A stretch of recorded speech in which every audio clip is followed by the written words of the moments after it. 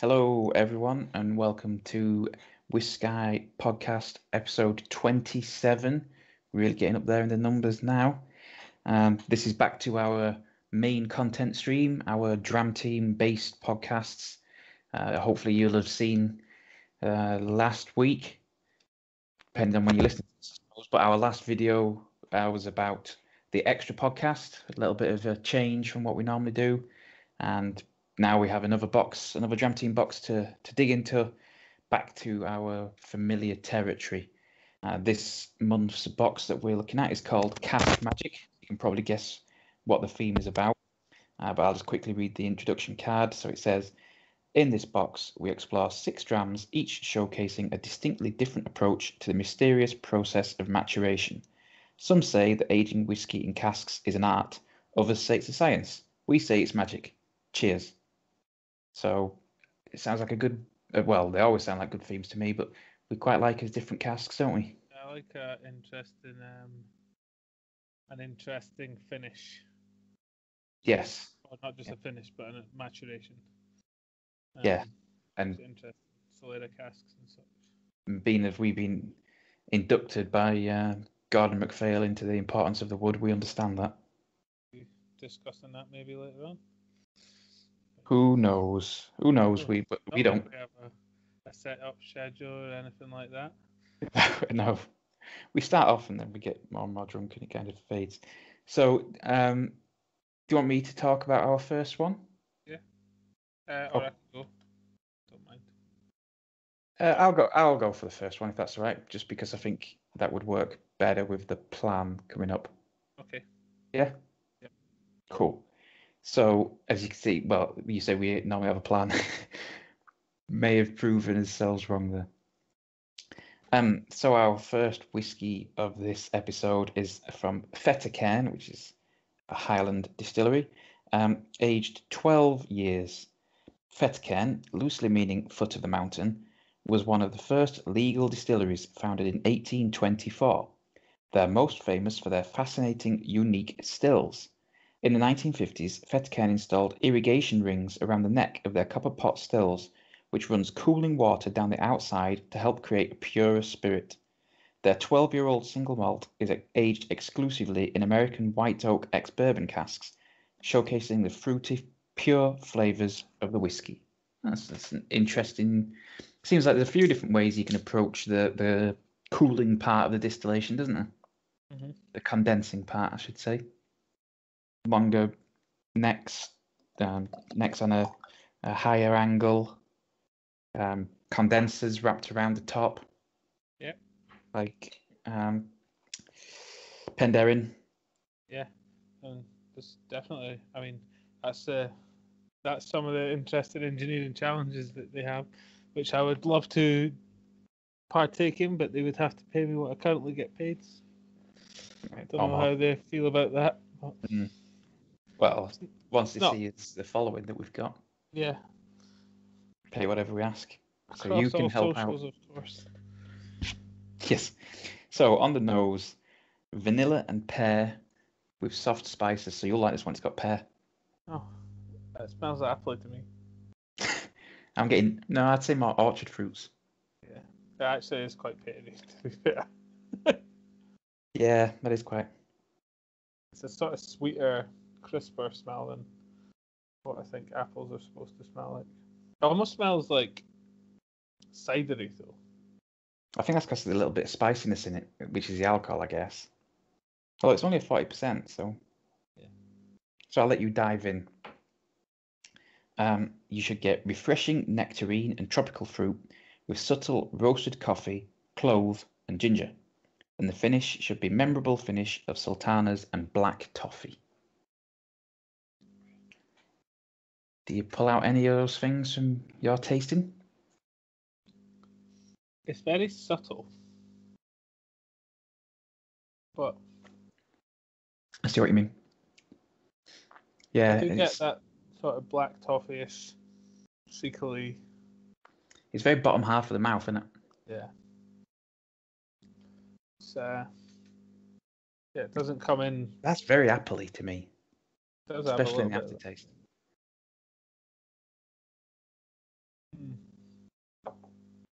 very happily. Yeah, I'm not sure about nectarine.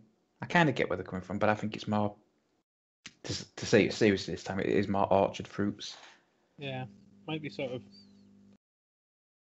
I can maybe get some kind of tropical, but the spices are very mild too. Yes. Wouldn't go as far as to say I could identify. It's not really peppery, but like I wouldn't say it's. It's that strong. kind of ginger, nutmeg, cinnamon, Yeah. that level of spice. I don't get those flavours, but it's that level of spice. There's a little bit of an aniseed to the end, which is maybe what also similar to like a black toffee kind of licorice-y. Yeah. But I don't really. When they say black toffee, I'm assuming they mean like treacly toffee. Yeah, that's what I assumed. Yeah. But Like molasses. I mean, I actually really like that. it's very like smooth, and I would say Yeah. quite like it's. This delicate. is another good, like, what was it, Guardian whiskey or whatever that Vin called them. Like, I guess it's their entry one, 12-year-old. Yeah, I think it is. Going by the price of it, it's probably their car one. Is it what's its price? $38.95.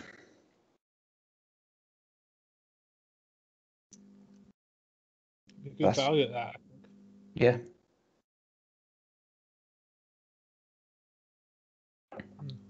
Yeah, I mean, it's not setting me alight. I'm not like, oh, that's amazing, that's the best, but that's a really tasty whiskey. Yes, it tastes nice, and that's not a tasting note, by the way. Anyone try to criticize YouTube comments and that, but it tastes nice, but it is very delicate. There's nothing that's strong standout flavors on it. But I mean, yeah, I mean, I guess that's what the whole point of this whiskey is, isn't it? It's aged in like White oak bourbon, yes. oak bourbon, so it's there to give you the more of the new makey influence. And they say that, well, I mean, one, it's going to be a lighter spirit because of that watered down thing. But yeah. Remember when we went to Glen Grant and they were saying that because they get more contact with the copper, they get more fruit flavors. Yeah. I guess that's where this is aiming as well, because the more it recirculates, because you're condensing it, the more copper contact you get, the more fruit you get. So it's weird to me that a Highland whiskey that's designed to be light, but yeah, that's almost like the lowland characteristic, isn't it? Yeah, I always think of Highland whiskies as being like all generally peated, not as peated as in Islay, but you know, some from Benromac level. Yeah, and some, like if you go up to Highland Park and that, they get quite heavy peat. Sometimes. And yeah, just robust and strong whiskies, you know. But this is, I mean, this is the opposite end of the spectrum, but it's really nice. Yeah. You want to go to scores? Yes, I will just have my last sip. So what were you thinking for this one? I think it sort of falls very strongly into that category of a strong 3. A strong 3. Yeah. You know, I think that's fair. Good, but fairly not like, it's a good whiskey, but not a special whiskey. Yeah. Yeah. If we're trying to establish the score of 1 to 5 or 0 to 5, I guess, then we have to give whiskies that a 3, because otherwise we have no space for the great ones. Yeah. And there's a lot of great ones. So. There is a lot of great ones. But to say that's the opening one, so we're not drunk, and it's their kind of opening their core range one. Yeah. Don't think I've had a Feta Cairn before, but I think I'll be having one again. I would agree. We'll have to see where it is. Yeah, Highland somewhere. Quite a big space. Yeah. Not like the biggest county in the country, council area in the country. Is it all one council area? Yeah. Wow. Yeah. I guess the population's quite low, just spread out. All right, sorry. bit of a ramble. Do you want to take us on to I'm whiskey happy to, numero yes. dos? Quite intrigued by what we've got here. We've got the Jura rum cask finish. So it should be quite interesting if I do say so myself. Yeah, I've got different. So we started off with a white oak bourbon cask, which is quite unusual, and now we're on to another unusual one. Almost like it's the theme. Yeah. So the card here says, after the roaring success of other rum cask aged single malt releases, Jura have joined the fun with their brand new rum cask edition. Rum and whiskey forms an unexpectedly delicious pairing, with the rum cask imparting tropical fruitiness, spice, and vibrancy. In Jura's case, their single malt was first aged in white oak ex-bourbon barrels, with the Caribbean rum cask providing the finishing touches. So we're back to white oak, but with rum. As I We've said, had a rum cask, and we've had two rum cask finishes we've apparently. had a rum cask finish Solera cask as well, or something like it was very. It was a crazy job. Sure, we had a Balvenie rum cask, but it was like Caribbean cask. Yeah. Trying to And find it. I think they might have used, fire and ice. Oh, fire and smoke or whatever. The Glenfiddich. Yeah, I think it had rum cask and then something else. But yeah, on the nose for this one, you should be getting warm, welcoming notes of guava and coconut, sugar-coated almonds, apricots, and a touch of citrus. Guava. It's definitely very. It's very rummy. It's very, very rummy. I was going to say tropical, but not like tropical fruits, just like rum. Yeah. I mean, I do like rum. I'm not really a big fan, but I drink it with Coke because I'm. Yeah, I can say I've had rum. Well, everyone's had rum and Coke.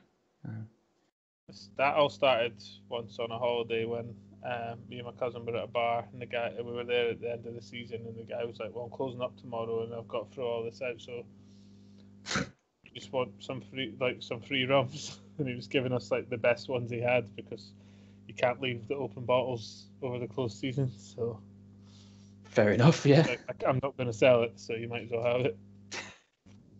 They're in the dream. That's what happens. You just hang around at the end of the day at the pub. Yeah. It's been like, you've opened that cask now. You know what you're going to do with it. Like, what are you talking about? Empty it out. I think it's because we ordered something off the menu and he didn't have it, and so he was just feeling like, I don't have that, but I've got all this stuff, so here you go. Knock yourself out. There's just down the road from me, there's a cheesecake shop, but there's a place that does donuts fresh. All right. And I'm wondering if I hang around at the end of the day, like 5 minutes before they close, and then just be like, doing any deals? Yeah. Like the vultures who hang around in supermarkets. I'm glad you went straight for vulture and didn't call me anything flattering. Very kind. I was more meaning the people who are ready to fight each other in an Asda over. Yeah, but you did open it with like yeah. the. Yeah. Do you have anything else to say about the? Maybe caramelized sugar, kind of.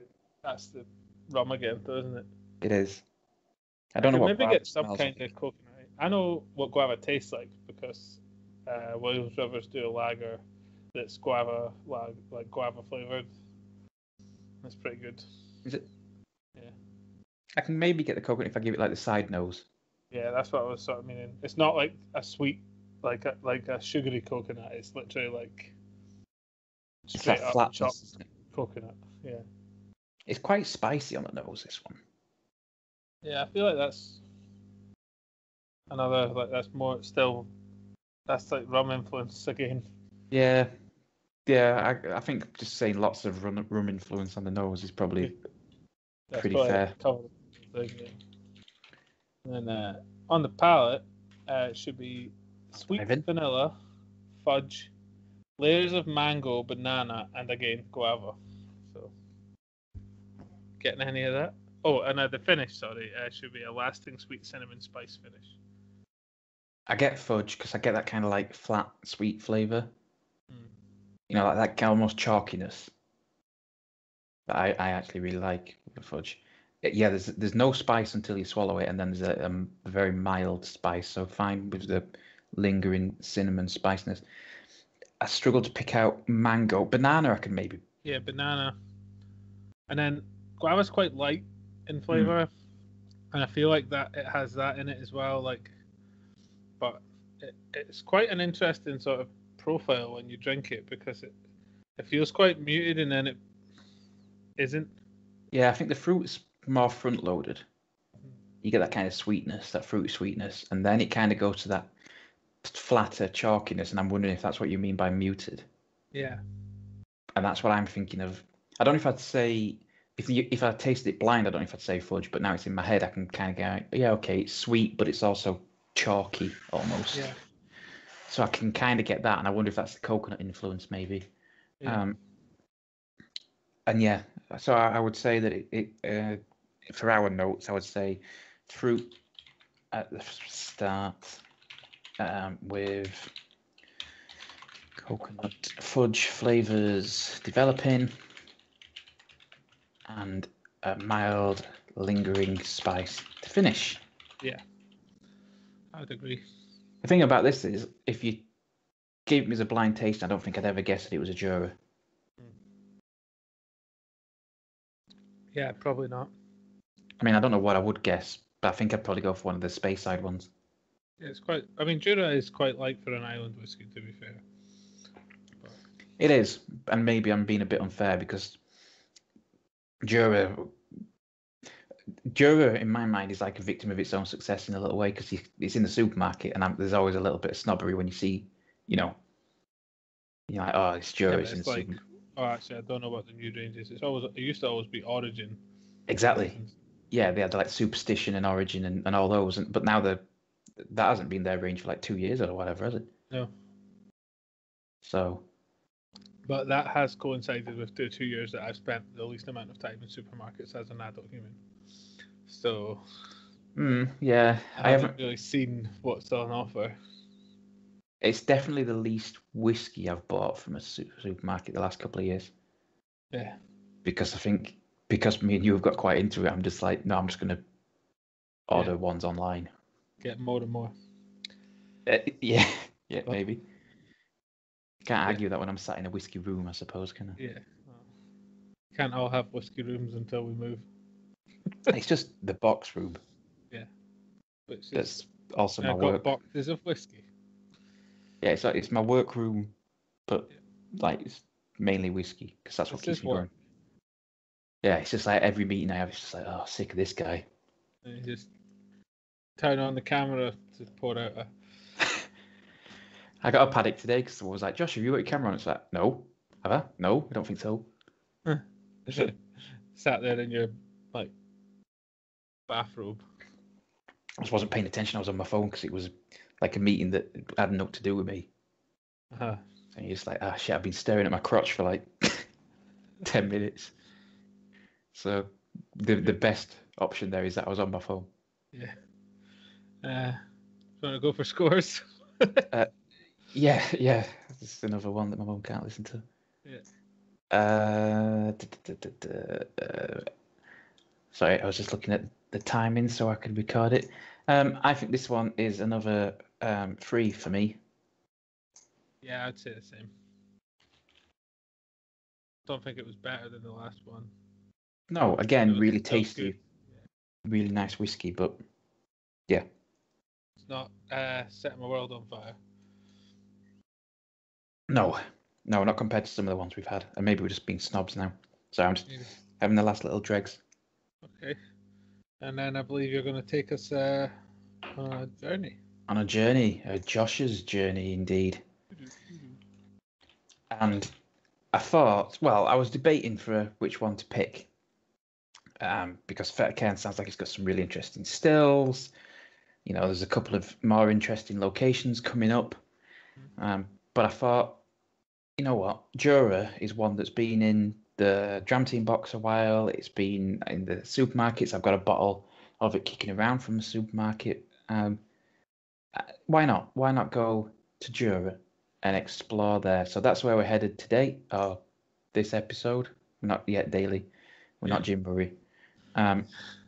So this episode of Josh's Journeys, we're going to the Isle of Jura, which is where Jura Distillery gets its name from, funnily enough.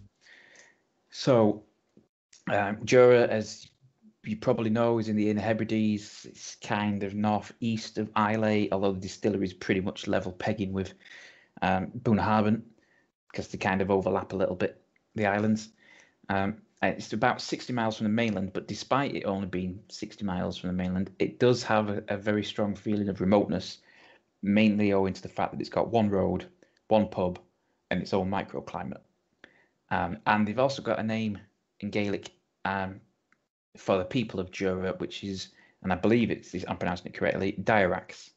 Could be Durax, I suppose, but it means people of Jura. So if you see that kicking around I believe they use it as quite a branding thing on their bottles and on the packaging. That's what it means, people of Jura. Yeah. So initially, the distillery was founded by the Laird or Lord of Jura in 1810. Somewhere over the course of the 1800s, it did what all distilleries seem to do and fell into disrepair, and was restored back to its full working glory in 1884. However, as again, similarly to a lot of distilleries, it once again fell into disrepair, losing its roof, and was almost pretty much fully dismantled, from what I read. Partly due to, 2 world wars, the bottom of the whiskey market falling out, and the fact that Jura is actually quite a pain to get to. All the ferries go through Islay. It's quite difficult. You've got to get around to the Campbelltown bit, which is a pain, and then you've got to get a couple of steps further. So any difficulties that Campbelltown had, which we've discussed before in my previous Josh's Journeys, they had, and then some.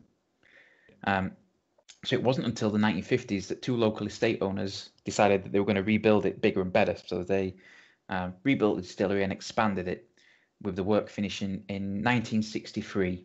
And they included taller stills than originally were installed to give them a different and greater breadth of malt that they could produce. And it's changed hands a few times since then, and it's now owned by WhiskAYE, who are in turn owned by a Philippine company, but WhiskAYE are the current owners. So you might have thought, given that Jura is pretty much on Islay's doorstep, that it would also be known for its peated whiskey, but it's not. So when it was first rebuilt in the 1950s, early 1960s, one of the large inputs to the kind of funding process was McKinley. It was a major blender, and at the time, blended light whiskies were the kind of the flavour of the month. They were what everyone wanted. So that's what Jura was built for, hence the taller stills. And that's what it produced. It produced a lighter, subtler, fruitier whiskey. And it wasn't until all the way to the late 1990s that they started doing minimal peated runs. And it wasn't until the change in the core range that we just discussed in 2018 that they became known for having a subtle smoky flavour, similar to kind of Benrahmac, I guess, throughout their major range. And they do that by adding peated spirit to their vatins. So nowhere near on the level of Islay when it comes to the peated whiskey. So in my opinion, much better. I think that's kind of sad though, because it sounds like they were kind of pressured into being more of an island whiskey. I guess it depends on the kind of flavors and the trends of the time, doesn't it? So back when they were founded, or refounded, the flavor, the taste was blended whiskey. That's what everyone was drinking. So you weren't going to open a heavy peated whiskey. That's true, yeah. And then it's changed and they've experimented. And the thing about Jura is they like to say that they don't think there's a single family on the island who hasn't got at least one relative that works at the distillery. Yeah. So it's a small island. Yeah. And it's a small town. But they are heavily invested in kind of the community aspect. So, it depends, I guess, on what people's tastes are and what they kind of see sells well and what doesn't. So yeah, despite going through about 4 names in the 1800s, settling on Jura, closing down twice, including losing the roof and being dismantled once, They are going pretty strong at the moment. They've got the 4 stills. They put out about 2.2 million litres per year. And as we discussed, they are a very well-known brand. They're one of those that's stocked in pretty much every supermarket. They're kind of supermarket premium brand. And yeah, they seem to be going from strength to strength, as shown by the fact that they're now experimenting with rum casks. Yeah. So that was the Josh's journey to Jura. The little island it could. Indeed, in fact, one of their names was the Small Island Distillery. Yeah. So there you go. A little bit quicker than the last one, given the complaints I received. Who complained? Me. You did. Yeah. No, that was good. That was interesting. I mean, I'm aware of Jura. I know you can see Jura from Isla, but like even you can see the actual distillery, but I've never been. And again, I always think of them as that they are that sort of they're a premium supermarket brand, but they are a brand that's found in just about every supermarket. So I don't know. It's almost snobbery that makes you think, oh, you know. There is. I mean, to be fair, we had exactly that with Glenfiddich, didn't we? Yeah, and then we went, and it was like the best lunch ever. So yeah, we love their maybe whiskies. because of all the whiskey, but it was an expensive lunch because of the whiskey. Yeah, that is for sure. But the food was good as well. But it does help when you're drunk. Yes. So I guess we move on. Yes. Thanks for that. That was informative. You're welcome. And we are going somewhere a little bit further afield on our next one. We are indeed. We are going to Mackmyra. Yeah. Over in Sweden. Glad it's you that has to pronounce this one and not me. I'm just going to go straight for Grovgold. There you go. Gruvguld. Any Swedish people out there or people who've got more culture than me, so pretty much anyone listening, tell me how it's pronounced. I will not listen. So it says, no strangers to innovation, Mackmyra explore an interesting locale to age whiskey with this release. Small casks, 30, 100 and 128 litres of mostly unpeated malt and some peated were laid down to age inside the Bodas mine, some 50 metres below ground. Gruvguld means gold from the mine. This is liquid gold indeed. I best like this because if they've managed to ruin whiskey and mining in one go, yeah, I'm not going to be happy. Those are like my two major hobbies, which is probably going to upset the neighbours when I start like undermining the house. They will still love it. They'll join in, yeah. So, on the nose, it's got a lot, this one. Berries, fruits, and light oily notes. Toasted notes of vanilla, oak, and caramel fudge. A light, warm, and oaky spiciness with a hint of tar and mineralities. Mineralities, eh? That'll be from the mine. It's like gold. Yeah. I can kind of get what they mean by tar. That's a really kind of sticky smell. Yeah, it's quite heavy if you do the legs. Yeah, there's a lot of. I get the kind. It's definitely toasted. Yeah. I think toasted and tar, and these are all good words to describe this. Oily, I think, is. It's heavy. It's oily. It's dark. It's like molasses, isn't it? Yeah. Any kind of synonyms. There's some sort of maybe fruitiness in it, but there's a sweetness. Yeah. Hard to say what it is, but yes. So in you go, and I will tell you what you should be tasting. Well-balanced fruit, spice, and oak. Blackcurrant, pear fudge, and grapefruit. Pleasant, spicy oak with hints of tar and tobacco leaves and a light oiliness. And the finishes with more berries and spice and a light dryness towards the end. Do you get any of those? All of those? Yeah, maybe. There is a sort of summer fruitsy berriedness to it. There is. Yeah, it's like when you hold it in your mouth, it's fruity, and then when you swallow it, there is kind of like a bitter earthiness. Yeah. It's 100% oily.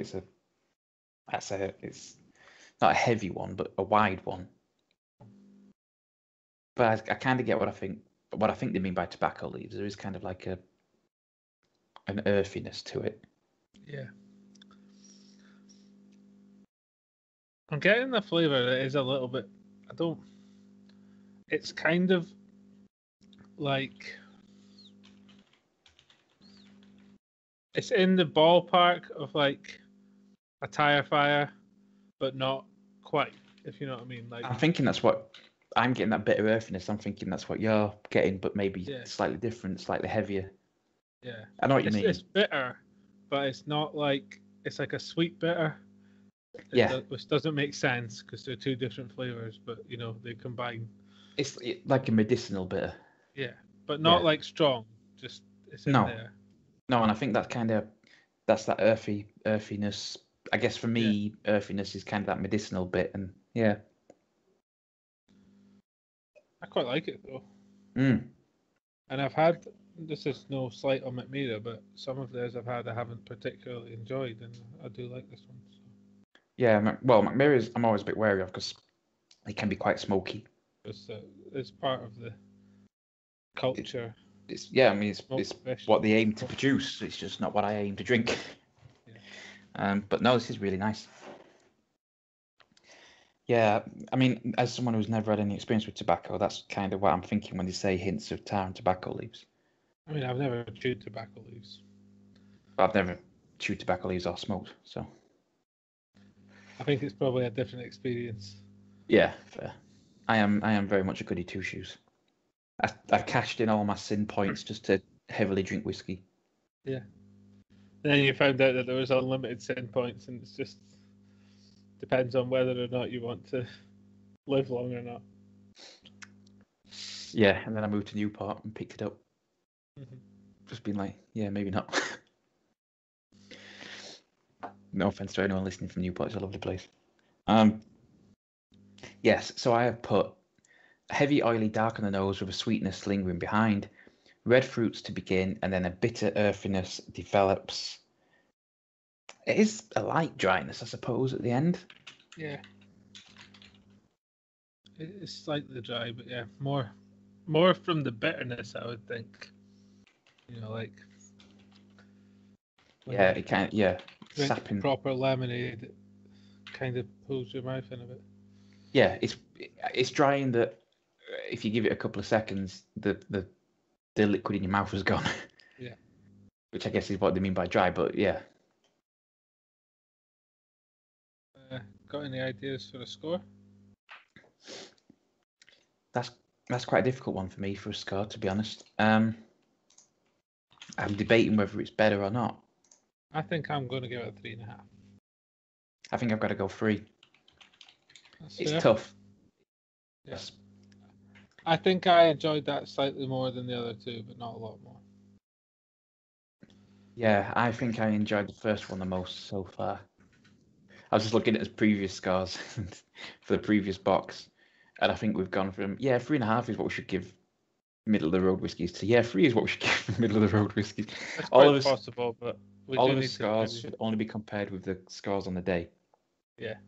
That should be a caveat. And if we enter in with a 5 and then everything else afterwards is a 5, you can feel free to think that we don't know what we're talking about. Yeah. But we're obviously happy that day. The further back the last drinking was, the less reliable any comparison between is. If you want us to do a comparison. Also, last time out we were doing bourbons and we didn't really know where to go. Yeah, so I was comparing it to the last Dram Team box. Dram Team. The English ones, yeah. Damn. Thought I'd lost my. No, sorry. So yeah, if there are ones and you're like, that's not consistent, tell us which ones they are, and we will see if we can get tasters of them and try them again against each other. Yeah, we're happy to re-drink whiskey. We're not one and done. Unlike Jim Murray. Yeah, Jim Murray gives it his scar, and then you try and give him one, and he smells it, and he can tell it's already one he's had. He slaps it out your hand. Yeah.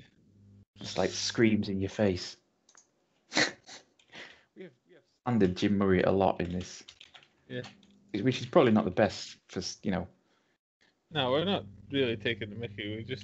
It's impressive to drink that much whiskey. I don't think he's real. He's like a Santa. Yeah. Yeah, I think he's made up. I mean, anyone who's under 18 and listens to this podcast and believes Santa's real, Yeah, why you listen to a podcast about alcohol? I wonder if that's where the Angel's share goes. It's not like it evaporates. It's Jim Murray. Jim Murray, that's how it works. Yeah. We've solved it. Yeah, he kind of just absorbs. He just stands next to the cask and absorbs it. Yeah. Do you want to take us on to his next whiskey? Yeah, I'll move on. I mean, I think we spent significantly too long on that whiskey, but I don't mind. I don't think we're doing too bad. No, we're doing okay. Our next one is it's a blend. It's from Compass Box called The Story of the Spaniard. And it says, The Story of the Spaniard is Compass Box's ode to Spanish wine. Originally created by Compass Box's legendary whiskey maker John Glaser back in 2018, the recipe features a blend of high-quality Scotch malts aged in various Spanish red wine and sherry casks. The result is a sumptuous, rich whiskey, perfect for drinking al fresco with a plate of charcuterie.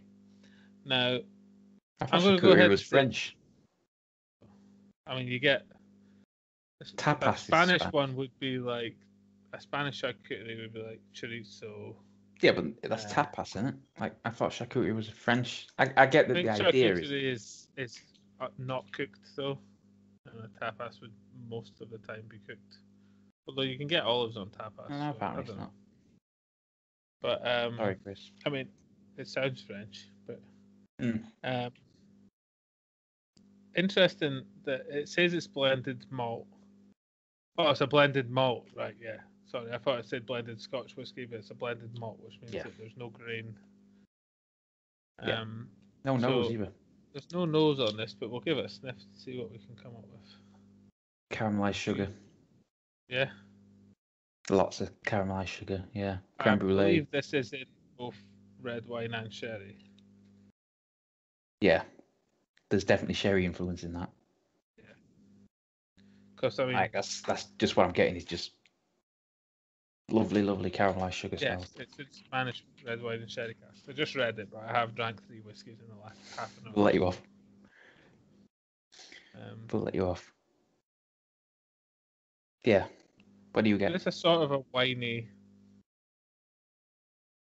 influence in there. Is that because you're talking? Yeah. But you know what I mean? Like a little bit of like a red wine smell. Yeah. I'm not a wine expert, so I don't know what the smells that you're supposed to... Keep an eye out for a second channel. Profile is for wine smells. We just drink wine, and then we could have a third channel where we drink beer. Well, I would be good at that channel. I won't be able to tell you what it tastes like, but I'll be able to drink lots of it. Yeah, I can do that. Yeah.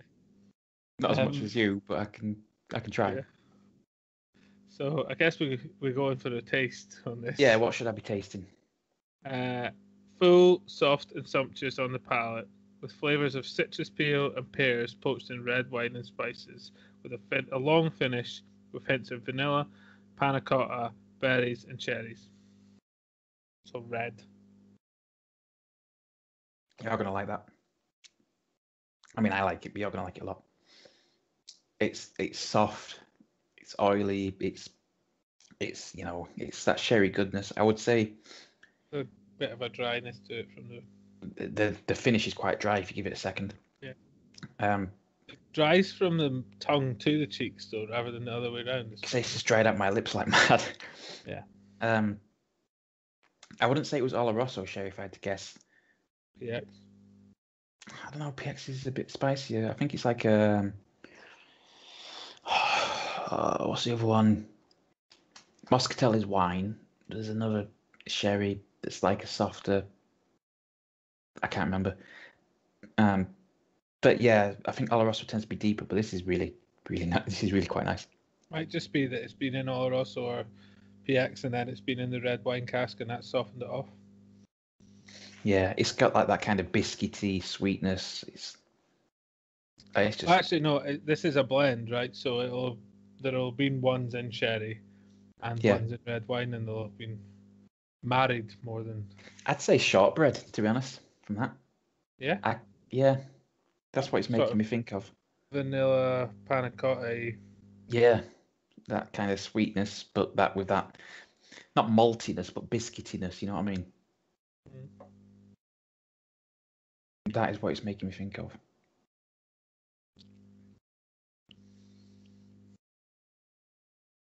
I get some spices. I don't know if I get. There is like a orchard fruitiness to it, but like cooked orchard fruits, like apple pie. Yeah, like stewed apples. Yeah. Stewed. I really like this one. It's very good. I'm interested to know how much it would cost. I'll tell you. Sorry, I was greedily gulping it down. The Story of the Spaniard. 50 quid. That's not bad. No. I believe that Ben and Mac have finished doing their wood finish, so I need to find a new go-to wine finish. So 48% was aged in ex-sherry, 25% in red wine. And the rest just bourbon, I guess. I imagine if they don't say specifically, then yeah. It's very nice. It is very nice. It's almost got a creaminess in the end, which will be like that panna cotta. I think that's the oiliness and the heaviness of the spirit, isn't it, carrying it through? Yeah. But yeah, I think that. So I've put caramelized sugar on the nose, vanilla biscuit and orchard fruits, soft, creamy and satisfying with a lingering dry finish. Yeah. It's just a really nice, soft but satisfying whiskey, that one. Yeah. I agree. I would probably be willing to go up again to a 4 for this one. Maybe a 4.5. No, a 4. I think a 4 for me is fair. Yeah. I was almost pushing myself, but I think that was because I felt bad that we've been scoring low. But we're not scoring low. We're just scoring low compared to our normal numbers. We're maturing. Yeah. We've been sat in our casks. Yeah. And we've matured to something. Oh. Speaking of being sat in your casks. Almost like I planned it. I didn't, but almost like I did. It's time for our... The reason everyone listens. Whisky talk. I gave up that a bit less gusto than last time, but... I think you're a bit drunker than last time. Yeah. Sorry, I was doing my spreadsheet, but not very professional of me. This time round, I'm going to take us on a little journey about wood. So, in what feels like another life, long ago in the before times, way back in the never when COVID wasn't a thing, my esteemed co-host and I had the fortune of partaking in a guided tasting at the Bottling Pioneers Gordon and MacPhail in Elgin at their main store. Long-time listeners might remember that was led by, I believe, a former sommelier named Sarah. He says. A couple of shout-outs on the channel over the years. I believe, as if he's not got a shrine. But yeah, at the tasting, we received some books, very informative books about various whiskey topics. One of which was entitled "The Wood Makes the Whiskey." So that's the subtitle for this whiskey talk. Getting subtitles now, I fancy so. So the wood makes the whiskey so much so, in fact, though, that it's possible. I found out from that book that you can age a whiskey for too long, essentially ruining it by removing all the flavour and influence of the new make and eroding anything special from the grain all the way up to storage for aging. But the wood in itself, you need to stay in there.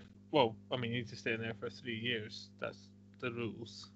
But that's how you make whiskey. But you need to sort of time it right to make sure that you get the perfect blend of the influence from the wood and your spirit that you've created in your stills. And there are many ways that the wood can influence what you get. So, firstly, there's just the actual wood. So, obviously, it's got to be oak. That's another legal requirement to become whiskey. But you can have different types of oak. So, we've heard we had American white oak, European oak. I don't know. There's probably more types of oak. I am not a wood expert when it comes to oak. Josh, you got any other types of oak you can think of? No, but I think like one of the things we've been told about is that they don't generally use Scottish oak because I think the grain is wrong for it. Yeah, although you probably could, you would get a different. You might get not as good a transfer or a different transfer, just to say if it's good or not. But yeah, that's the first point essentially. With all the different oaks give a different profile, and as you've said, that there are types of oak that aren't particularly good for aging because they don't. I think it's to do with the density of the grain essentially. If it's too dense or if it's not dense enough, it doesn't leach out into the spirit quickly. The second thing would be, which is pretty obvious from what we've had in this box, is what the previous fill of the cask or barrel or whatever it is. So if it's been rum or just bourbon, or if it's I suppose I say the previous fill, whether or not there's even been a previous fill, there could be a virgin oak cask, and then there's wine, there's sherry. I mean, I've seen a Moscatel being advertised to me regularly. That's wine. Yeah. No, not Moscatel. I've forgotten what it is. It's a mezcal. Oh yeah, that's like whiskey. Yeah, it's like tequila, isn't it? Like tequila, yeah. Cactus juice. Agave, yeah. Yeah, but it's any spirit could be used.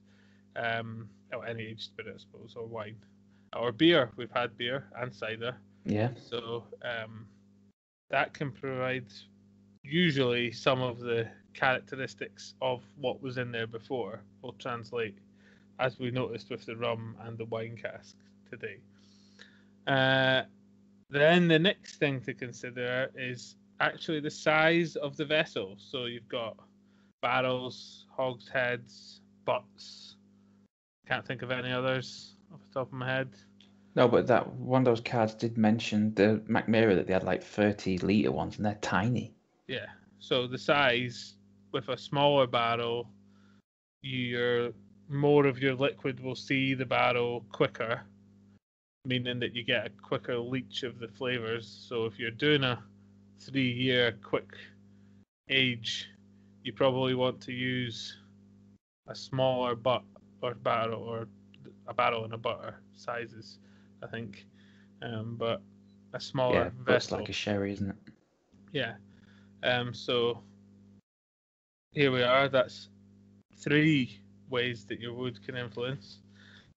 But then there's also the preparation of your wood. So not in this box so far, but we've heard about, toasting, shave toasting, recharred, just straight up charred.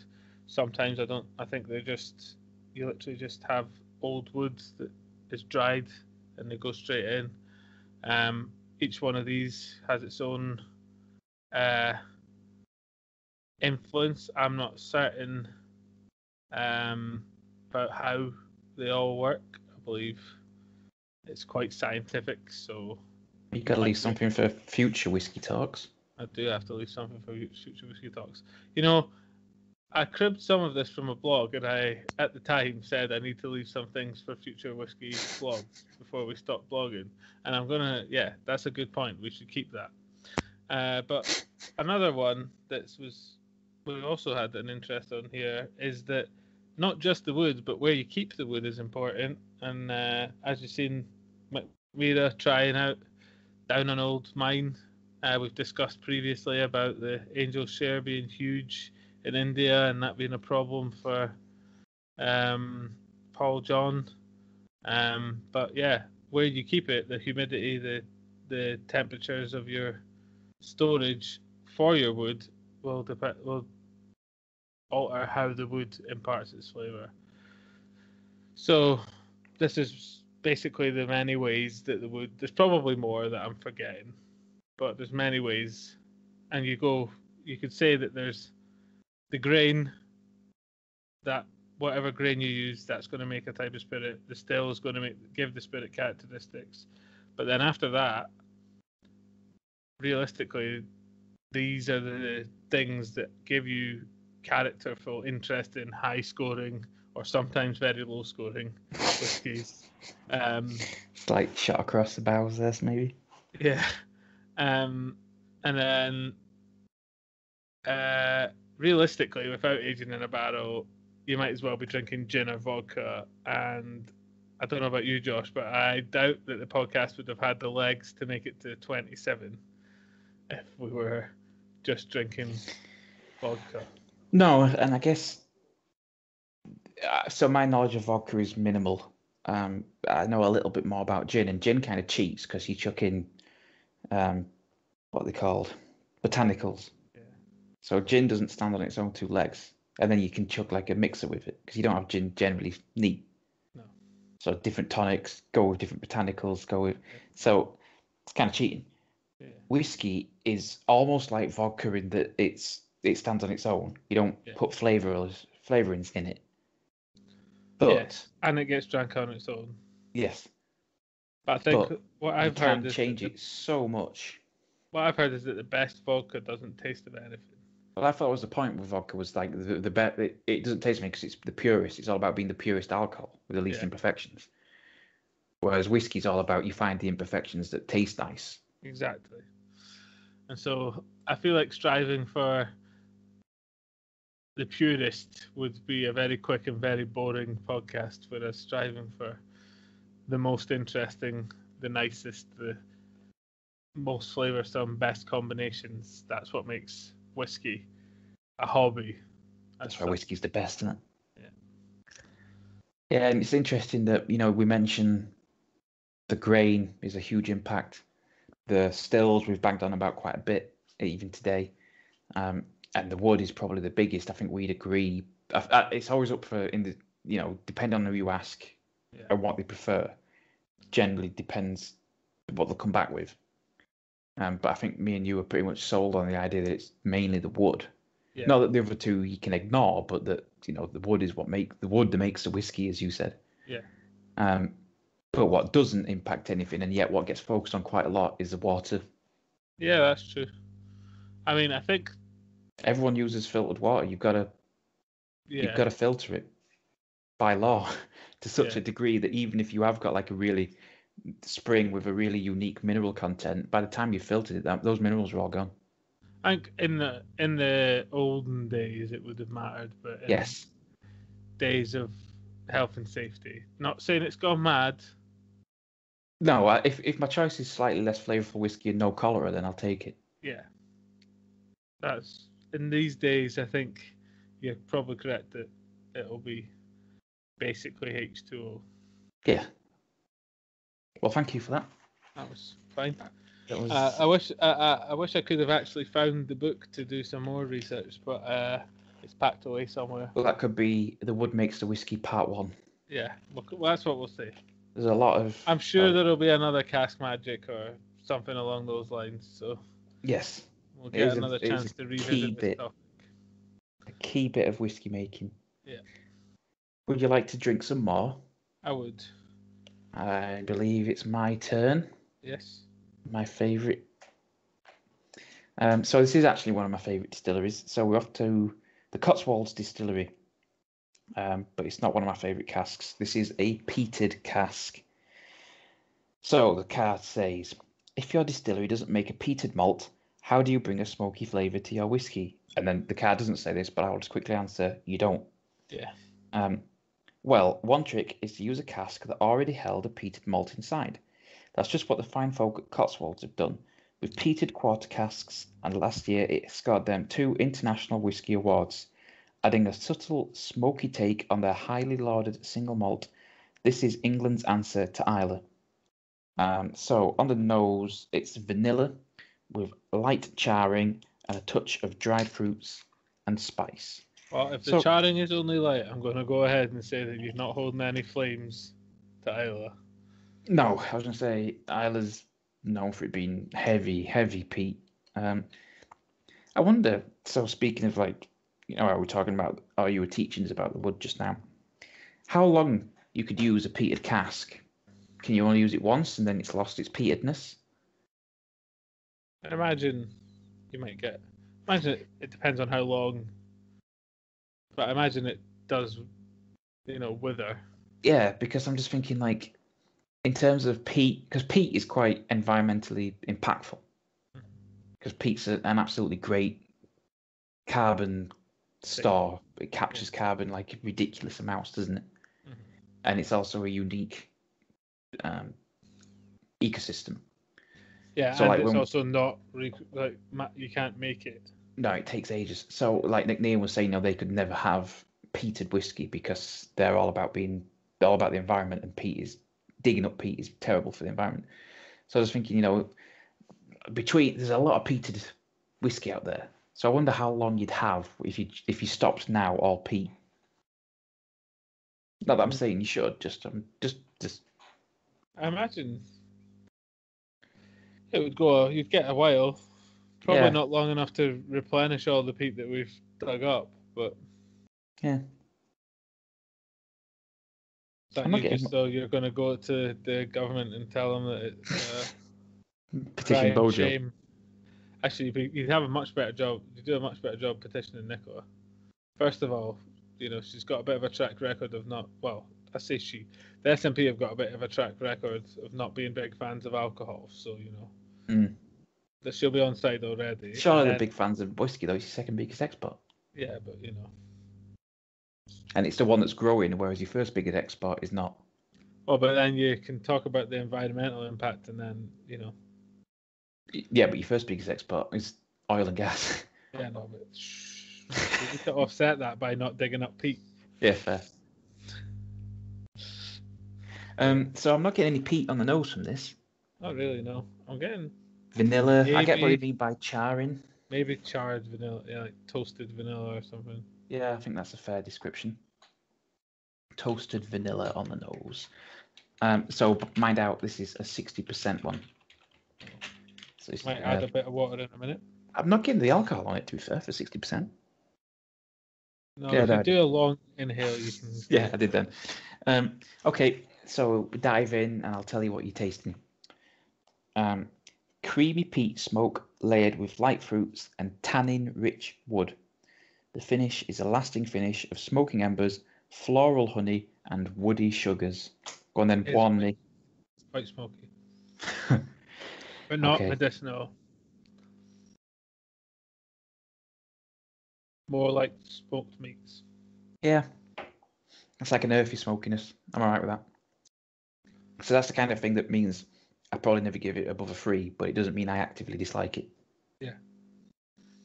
I quite like it. It starts off alright, but then the smoke just kind of ruins it a little bit for me. It's like an overdone steak. That kind of smoke.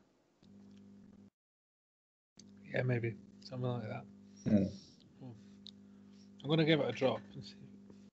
Fair enough. It's quite heavy on the vanilla-y notes to begin with, isn't it? Yeah. And then the smoke comes through behind it.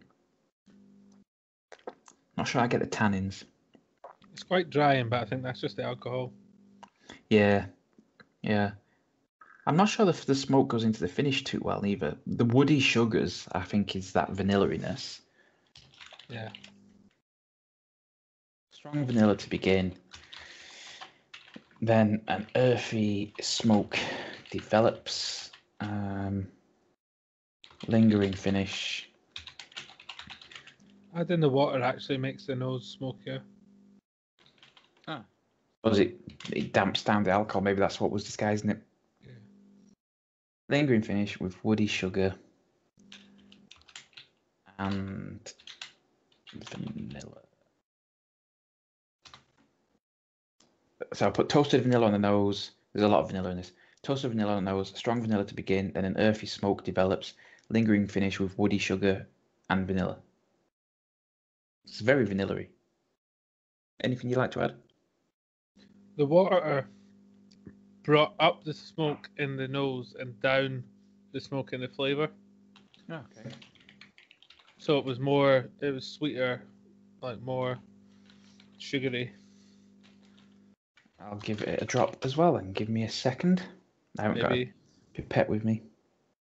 So careful pouring. There we go. Give it a swirl. Yeah, I'll give you that. That's definitely more peaty on the nose now.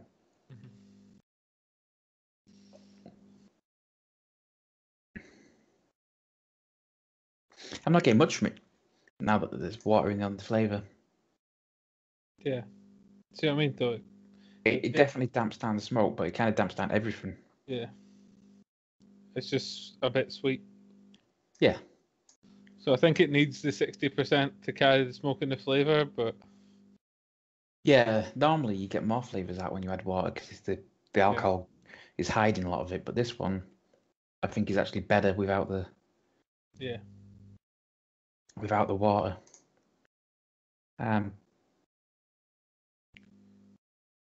Okay. Would you like to give that one a score? I would say a 3.5, I think. I actually quite liked it. 3.5. Yeah. I will give that one a 3. No, a 2. You didn't like it as much as the Feta Cane. That was the thing. I think if I upped the others to 3.5, I'd give that a 3. But for this box, I have to give it a 2.5 because it's not as nice as those first 3. Yeah. I'm really tempted to go back and give those first 3 a 3.5. But then just that completely ruins the scoring system. Yeah. I'm going to give the Feta Cane a 3.5. I can't not. I have to. Okay. Maybe we ought to have like a little bit at the end of the podcast where we revisit them all. We might. We can discuss that as an option. Mm. I mean, we don't really have an outro now, so maybe that's what we should add. Mm. Well, we're well over time now already, so... Yeah. There you go, guys. We've added in another bit of time. I can say we're well over time now, so why not? Okay. Speaking of, go on then. Let's round us off. Final whiskey. Indeed. This one, I imagine it's going to be quite special. I've been looking forward to this one since I saw it. The Whiskey Works 20-year-old Speyside Cognac Cask Finish. Now, it's another exciting release from relative newcomers, the Whiskey Works. Somehow managing to still fly under the radar of some whiskey geeks, here's a whiskey that should make them stop and take notice. This single malt comes from a now closed Speyside distillery on one of their last production runs back in 1998. It spent 20 years in American white oak before a finish in rare cognac casks, which also previously held a cognac distilled in 1998. Only 1,618 bottles were made of this never-to-be-repeated whiskey. Enjoy, lucky Dram Teamer. Well, we will. You guys Thanks, Chris. Listening probably can, but yeah. Another reason to get in the Dram Team. Yeah. Another whiskey that we've been given that we'd have never been able to try otherwise. Exactly. When I say given, I mean bought. Yeah. But... So far, we're not sponsored yet. Hashtag not sponsored. Come on, Chris, what are you doing? We got like 2 views on this last video. I know. I've seen you follow us on the Instagrams. You've liked our 3 of our Instagram posts, and we only have 11. 25%. That's not bad. More. Yeah. Go on then. What am I smelling? So on the nose, sweet grassy herbal notes with hittens. Sorry, Chris, I have to read the typo as it's written. of citrus and floral violets. That is very grassy. Sorry, I'm just cleaning out my glass from before because it's still. Yeah, I gave it a good swill with water and everything just to make sure. Normally, between them, I don't normally, but this one is. Yeah, realistic. And if it was preceded by a smoky one, I don't want. Mm. It is quite grassy. This is like fresh cut grass on the nose. Okay. Which is like a thing that the grass releases as a. It's a smell that releases out of like not like pain but distress, isn't it? I thought it was like the way that grass markets itself. No, the smell I think is like grass releasing like. It's not. Or is it an distress, but- actual like scientific thing? Yeah. Because it's been cut. It really It's does like- have like that spring sort of. It does, doesn't it? Yeah. Yeah. It's weird, that one. It's almost uncanny that it's got that kind of. I like what you said, spring. Yeah, it's like smells like flowers, but like young flowers and grass. Yeah. Yeah, green shoots. Yeah. Go on, I'm going to go for a sip. What should I be tasting? On the palate, there's no finish notes for this, but on the palate, creamy milk chocolate, golden syrup, ginger, and strawberries and cream. Summertime in a glass. Quite chocolatey. There's a little bit of spice to it. So I get the ginger. That is actually quite gingery. It's chocolatey in that it's kind of like creamy sweet. It's 20 years old though, you get that a lot on old Mm. whiskies, don't you? Golden syrup, I guess, is the sweetness. Strawberries I and would- cream. I wouldn't agree with the golden syrup. I would say it's very creamy, and that's where the chocolatiness comes in, and it has a light spice. There is some kind of That is very sweetness chocolatey. that's sort of fruity, but like like a brighter sweetness, if that makes any sense. Yeah, it is very chocolatey on a second tasting. Like on my second sip then, that was very, very chocolatey. Trying to pick out kind of anything further beyond that. It's extremely creamy, isn't it, this one? Yeah. Have you ever tried like organic milk chocolate? Yeah. Like, I don't know why, but there's like I can't remember what brand it is, but it's like less. Less sugar. Dairy milk is very sugary and very like. More sweet. cocoa solids. Yeah, it's like less like that, but it's like more chocolate, less sweet, and more milk.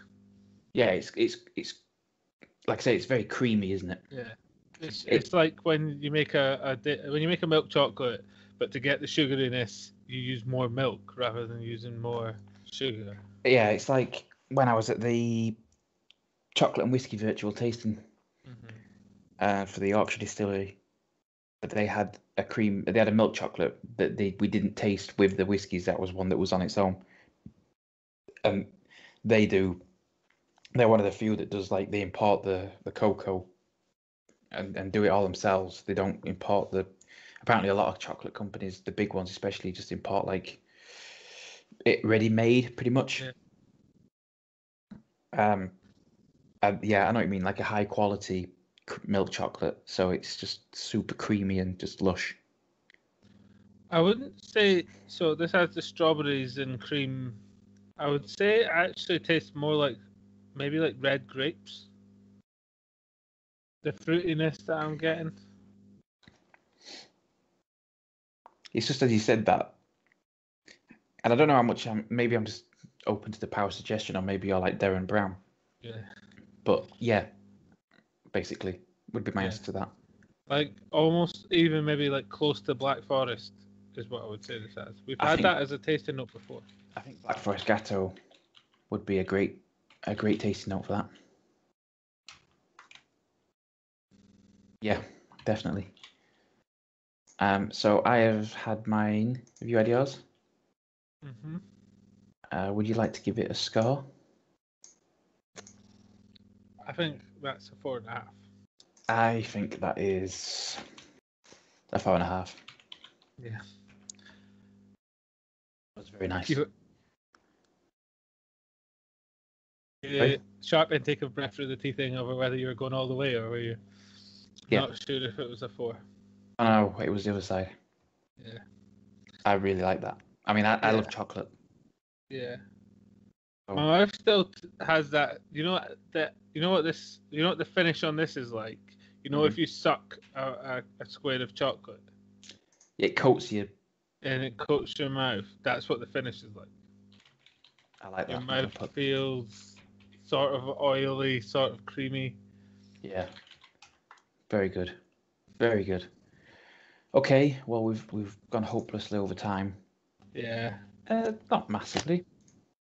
I mean, plus who controls? We control. So screw it. There is no time limit. I mean, yeah.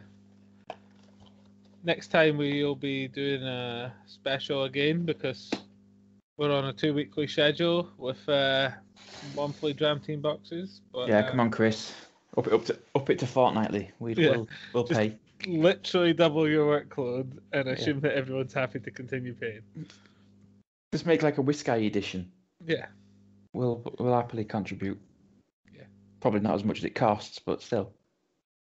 We're the unofficial Dram Team podcast, so it's fine. Yeah. Unofficial is bold and underlined. Yeah. Our lawyers have made sure that we say that. Yeah. So yes, we won't keep you any longer, but hopefully you enjoyed our rambling. Thanks for listening.